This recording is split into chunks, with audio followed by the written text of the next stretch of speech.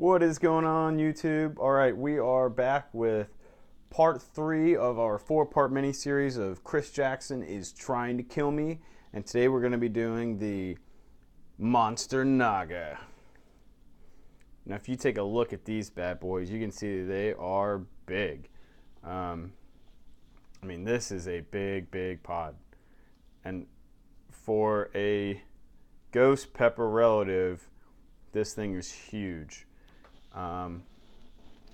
We've got one more episode after this, and that's going to be the Trinidad Butch T Scorpion, so look out for that one in the coming days or weeks. And this pepper's going to suck. It's just a lot of pod. I don't know specifically with these what the heat unit's up to, but even if it's the same as like a ghost pepper, it's just so much pod that it's gonna be hell. Anyway, the pod is waxy smooth. It's got some contours to it, but for the most part, it's pretty waxy and smooth. It does have some minor corking, and we'll get down to that when we open it up. But yeah, let's get down and cut into it, I guess. All right, so he sent me 4 of these. I hope it tastes good because I'm gonna eat them all. I might not. Well, I'm not gonna eat them all at once. Whoever's thinking that, you can just turn that thought off right now. So let's see if we can get to focus. There we go. You can see there's a little bit of corking right here. This is something you normally see on like really well-grown habaneros. Let's see if we can get it to do it. There you go. You can see some more of this corking. It's just an interesting trait that you see sometimes. Not all of them have. Well, this one has a little. It has this line right here. You can see this little streak. Not all of them have. Well, I guess they all do. They all have a little bit of this corking quality, which is kind of neat. But yeah, you can see even from the light just how smooth the surface is, and waxy. Like there's been nothing done to these. This is just how they come out. So unlike your normal ghost peppers, which can be bumpy and rigid, these are very smooth. The Dorset Naga is pretty smooth like this as well. So it's got to be something related to that. All right, let's pick one. Eeny, meeny, miny, mo. I kind of just like the shape of this one for no other reason than the shape.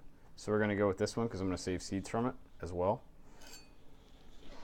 So let's get this opened. I'm gonna take the top off.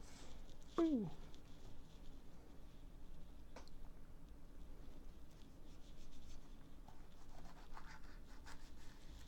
All right, let's get a look at this thing. Again, just a freaking huge pod. I can smell it from up here. Not a ton of placenta, which is good. It does go all the way down the length, but it's fairly minimal. I would say about a medium amount of seeds. There's some pods that just have a ton, and there's some that have very few, and this falls in that medium range. It smells interesting. There's some heat that you can smell, but there's also some nice kind of red pepper smell to it. It holds true somewhat, but for the most part, I would say you can categorize flavors of peppers by the colors, which makes sense, right? That's not always true. There are some really fruity red peppers that don't have that normal red pepper taste, and there's some peach ones out there that don't necessarily taste super floral. But for the most part, your yellow ones tend to be lemony. Your orange ones tend to be citrusy, in a more like orange kind of citrus, Your green ones tend to be grassy, and your red ones tend to be, I don't know, like red peppery. There's no ways around that. The chocolate ones are interesting. Like I did the chocolate Maruga Scorpion, and I thought that was going to be earthy and bitter, and instead it did have some nice fruit notes to it. So it just depends. But all right, I'm going to de-seed this off camera, and then we're going to eat half. We'll go with, I don't know, this half. All right. All right, we're back up here. You know, I try to do some more research for this. I try to do that with every pepper, and there just wasn't a ton out there, other than it's a Naga derivative that just happens to be a little bit bigger. You know, and there's so many different, you know, off phenos and strains of Naga chilies out there that who knows, right? Anyway, oh yeah, you can see a good bit of oil in here too. This is, from what my understanding is that it's up there with the other Nagas as far as heat levels go. It's just a little bit bigger. So I mean, you're talking about the Dorset Naga, the you know, there's also the Naga Viper, the Buchalokia is a type of Naga pepper. You know, they call it the King Naga, and there's so many different types of Nagas out there. Really, Naga describes the tribe in India that was known for headhunting, and that these guys were like big warriors that would, you know, kill people and take their heads, and then use their heads as trophies, and to strip the skin from their heads, they would wash the heads that they severed with these super hot chilies, and that helps, like, I don't know if it kills all the bacteria or what, but it helps preserve it, wash all that stuff off. It strips the skin off the scalp. It's disgusting. But anyway, the Naga warriors are what these chilies are named after. So a little history lesson on the Nagas anyway. So I don't know about this specific chili, but yeah, that's all I got. Smell-wise, as I mentioned, it's got a little bit of that capsicum chinense smell, so no different than like cutting open a red habanero. It's the taste of these. You know, there is some differentiation, at least, in red peppers as far as taste. You know, some will be fruity, some will be smoky, some will be bitter. So I think really, when you're talking about taste-wise, I talked about the different colors, but with the reds, I think probably have the widest range of option as far as taste can go. But I feel like I'm stalling now. I probably am. What else can I say? This was sent to me, like I said, by Chris Jackson, and this is part of the mini series about him sending me stupid hot peppers and laughing at my pain. All right. Jesus. All right. Well, this is enough stalling.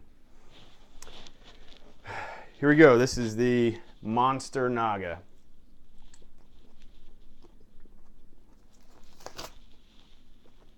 I gotta stop wearing gloves.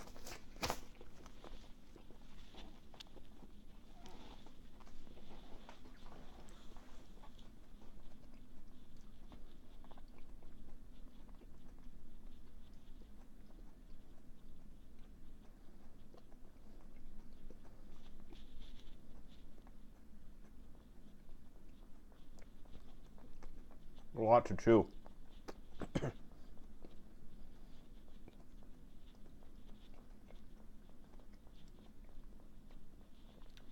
You know, I would say for the size, it's pretty thick-walled.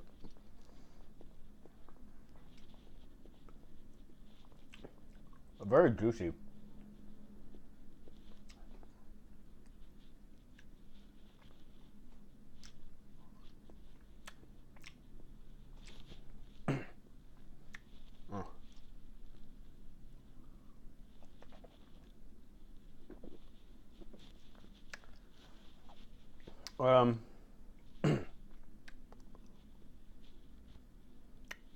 Very juicy. Initially, some nice kind of fruit, like a dark cherry-ish, without being sour or tart. Now the took a while for the heat onset, but now it's really hitting in the throat. top of the back of the roof of my mouth, tongue a little bit, but mostly back here. My tonsils. As soon as I swallowed it, that's when it slammed into me. While I was chewing it, it wasn't bad. Yeah, that one burns. I mean, it's not like the chocolate Moruga he sent me, but it's a very stinging pain in the throat. Whatever that hangy down thing is in the back of your throat. This is a searing heat.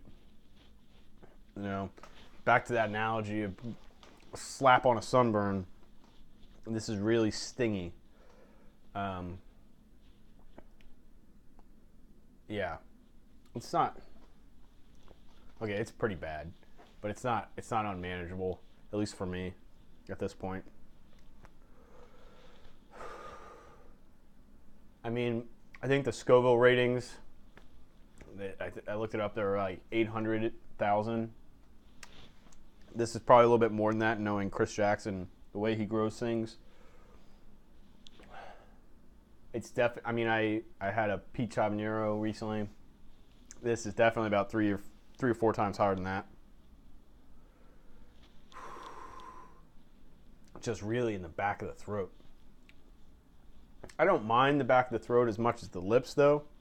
So it's not awful. Getting a little bit of an endorphin rush, not a ton. That is a wicked pod. All right. You know,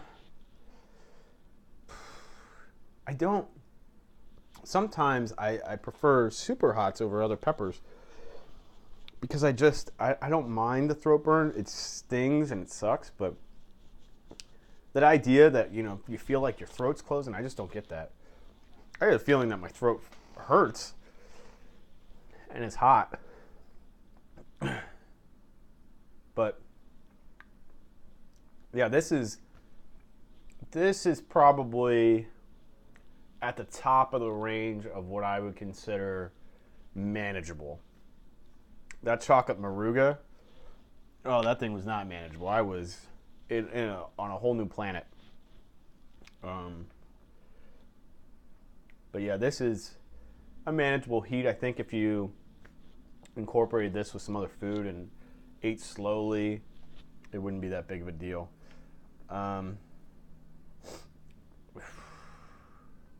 Yeah, it's already starting to subside. So now it's just kind of lingering tingle. Yeah, overall not bad. Not bad on the heat, at least for me. I wouldn't give this to your buddies to try to eat because they're not going to have a good time. I can feel it moving down the chest already a little bit. There's a lot of pod here, so I might get a little bit of a belly bomb and some caps cramps, but it's not too bad at the moment. So, yeah, with that, this ends episode 3 of Chris Jackson is Trying to Kill Me. You can check out his channel here. You can like and subscribe to my channel. And then check out some other videos I've got going on. If you want to learn more about this pepper, some other ones, you can check out KCD Gardens right here. And that's it, guys. Have a good day.